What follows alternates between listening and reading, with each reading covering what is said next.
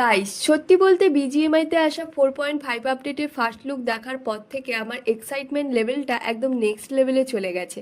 কারণ এবারে যে নারুটো কোলাবোরেশনটা আসছে সেটা বিজিএমআই এর গেম প্লেটাই পুরো বদলে দিতে পারে। এই আপডেটের প্লেয়ার্সরা নিনজা স্টাইল মুভমেন্ট পেতে পারে, অর্থাৎ নর্মাল রানিং এর তুলনায় অনেক বেশি ফাস্ট এবং স্মুথ মুভমেন্ট করতে পারে।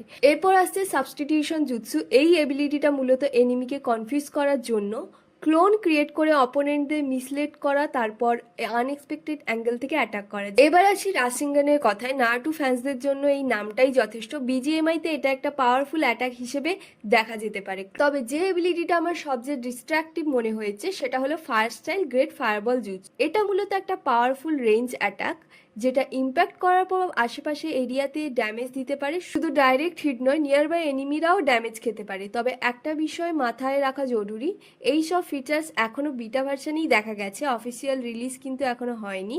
তো গাইস তোমরা কমেন্ট করে জানাও সবার আগে কোন নারুটো এবিলিটিটা ট্রাই করতে চাও, চিদোরি, রাসেঙ্গান, ইয়া ফ্লাইং রাইজিং না ফায়ারবল জুৎসু। ভিডিওটি ভালো লাগলে লাইক শেয়ার অ্যান্ড সাবস্ক্রাইব করে দেবে। দেখা হবে নেক্সট ভিডিওতে তোমাদের সাথে। চলো টাটা।